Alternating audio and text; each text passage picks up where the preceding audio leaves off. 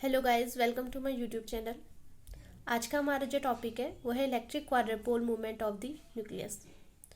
हम लोग क्वाड्रपोल movement of nucleus के बारे में देखेंगे और वो स्पिन के ऊपर, हमारे न्यूक्लियस के स्पिन के ऊपर कैसे डिपेंड करता है हम लोग उसके बारे में भी देखेंगे।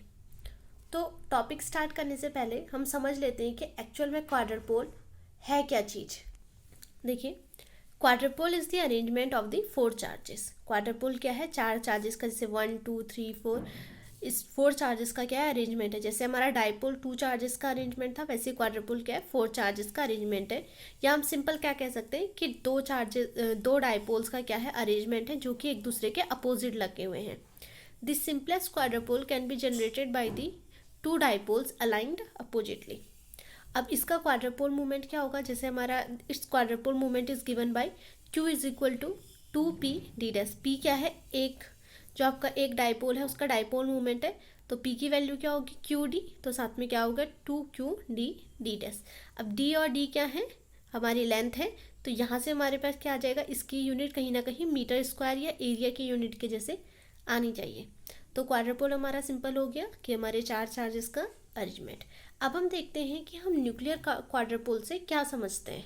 देखिए, many nucleons are not precisely spherical in shape but are in shape of ellipsoid. The deviation of the nuclear charge distribution from spherical symmetry is specified by the nuclear quadrupole moment Q। बोल रहा है कि क्या बोलते हैं हम लोग हमेशा से, जैसे हमने रदरफोर्ड वाले में देखा था कि रदरफोर्ड ने क्या बोला था कि हम अपनी सुविधा के लिए न्यूक्लियस को क्या मान लेते हैं? एक स्फीयर के जैसे मान लेते हैं। लेकिन ये लाइट न्यूक्लियाई के लिए तो ठीक था, लेकिन जब हैवी न्यूक्लियाई की बात आई तो ये अपने शेप से क्या हो गया? स्पेरिकल शेप से थोड़ा सा डेविएट होने लगा। तो इसी डेविएशन को, न्यूक्लियर चार्ज डिस्ट्रीब्यूशन के इसी डेविएशन को, अपनी स्पेरिकल शेप से इस डेविएशन को हमने क्या बोला है? इसे हमने एक स्पेसिफाइड टर्म दिया जिसे हमने बोला न्यूक्लियर क्वाड्रपोल मूवमेंट।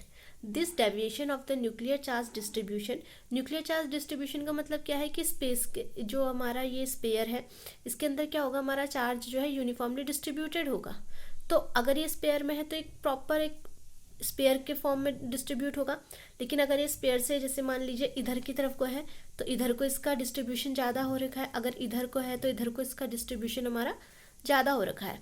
तो इसी को हमने क्या बोला? Nuclear quadrupole movement. The deviation of the nuclear charge distribution from spherical symmetry is specified by the nuclear quadrupole movement Q।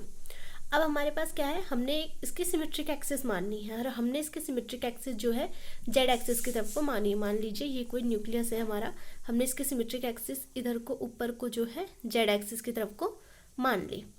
अब हमारा जो है सिमेट्रिक एक्सिस के अराउंड इस न्यूक्लियर का जो रेडियस है वो हमने बी ले रखा है, और जो इसके परपेंडिकुलर एक्सिस है, सिमेट्रिक एक्सिस के परपेंडिकुलर जो एक्सिस है, इसका रेडियस हमने जो है ए ले लिया है।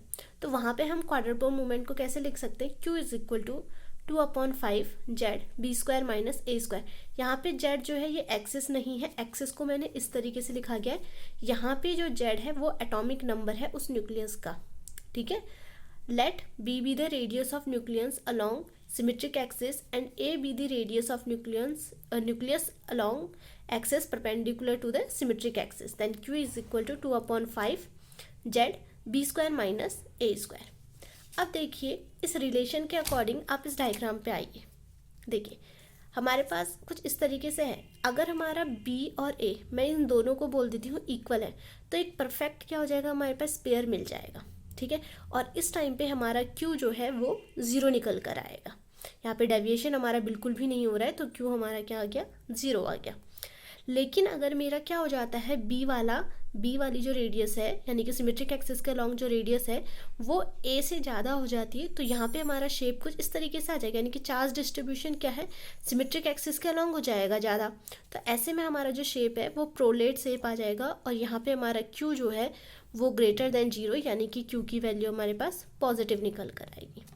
सेम अगर इसी के अपोजिट हो जाता है कि हमारा B छोटा होता है और A हमारा बड़ा होता है, यानी कि A एक्सिस के अलॉन्ग चार्ज डिस्ट्रीब्यूशन हमारा ज़्यादा है, तो यहाँ पे जो हमारा शेप होता है वो ऑब्लेट शेप होता है, और Q की वैल्यू हमारी क्या आती है? नेगेटिव आती है, यानी कि Q इज़ लेस देन 0 होता है। तो देखिए Q equal to 0 if A is equal to B that is perfectly spherical. यहाँ पे हमें क्या शेप कैसा मिलता है? परफेक्टली स्पेयर वाला शेप मिलता है।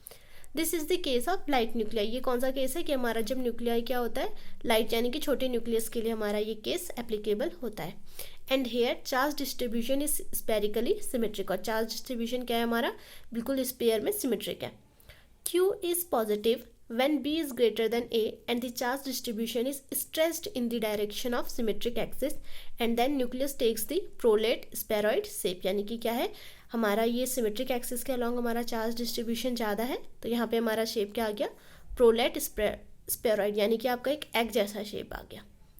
Q is negative when A is greater than B and charge distribution is stressed perpendicular to the direction of symmetric axis and then shape of nucleus became oblate spheroid। तो हमारा क्या shape कैसा मिल जाता है हमारे यहाँ पे, oblate spheroid, और यहाँ पे हमारा A is greater than B होता है और Q हमारा क्या निकल कर आता है, नेगेटिव निकल कर आता है। अब न्यूक्लियर फिजिक्स में जो हमारा क्वाड्रपोल मूवमेंट है, इसको जो है ब्रेन्स में मेज़र किया जाता है, BARNS, और इसकी एक यूनिट की वैल्यू होती है आपके पास 10⁻⁻28 मीटर स्क्वायर। ठीक है, ये तो हो गई हमारी कि हमारा शेप पे इस फॉर्मूले के अकॉर्डिंग कैसे डिपेंड करता है। फिर हम बात करते हैं आगे स्पिन के अकॉर्डिंग। देखिए, in semi classic calculation nuclear symmetric axis is not a space fixed Z axis. बोल रहा है कि अगर हम सेमी क्लासेस के देखें तो सिमेट्रिक एक्सिस एक तरीके से कोई एक फिक्स एक्सिस नहीं है हमारे पास। आप चाहे तो ऐसे भी ले सकते थे ना। तो एक्चुअल में ये हमारी जो सिमेट्रिक एक्सिस है, ये एक तरीके से हमारी स्पिन एक्सिस यानी कि आई एक्सिस है। ठीक है, not a space fixed Z axis but I axis can be regarded as symmetric axis and according to quantum mechanics the angular momentum vector यानी कि आई can never line up in any given direction but always persist around with some angle.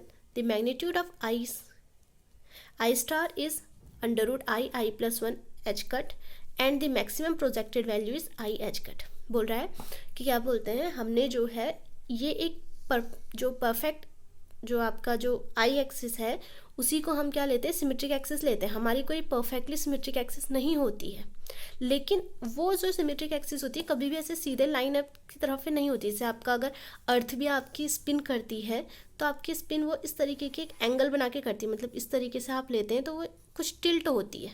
ठीक है, इसी तरीके से हमारे nucleus में भी क्या होता है, वो थोड़ा सा एक टिल्ट करके हमारे स्पिन करता है, मतलब इस तरीके से आपकी कुछ वो स्पिन करता है। मतलब मेन स्पिन ऐसे करके नहीं करता है, वो क्या करेगा, ऐसे घूमकर इस तरीके से आपकी क्या करता है, स्पिन करता है। तो ऐसे टाइम पे अगर हमारी स्पिन जो होती है, न्यूक्लियस की जो स्पिन होती है वो 1 से ग्रेटर आती है, तो तब हमने देखा, तब हमने वहाँ पे मेज़रमेंट करी, तो उस टाइम पे हमें Q की वैल्यू पॉजिटिव या फिर नेगेटिव निकली। लेकिन हमारी आई की वैल्यू अगर 1 से छोटी आती है, यानी कि आई की वैल्यू अगर 0 होती है या हाफ होती है, इस टाइम पे हमें कोई भी डेविएशन देखने को नहीं मिला। ठीक है, तो अगर हमें इस टाइम पे कोई भी डेविएशन देखने को नहीं मिला, यानी कि जो हमारे पास जो इसका शेप आया वो जो है स्पेरिकल शेप आया, तो ऐसे में हमारा Q क्या होगा, वो 0 होगा।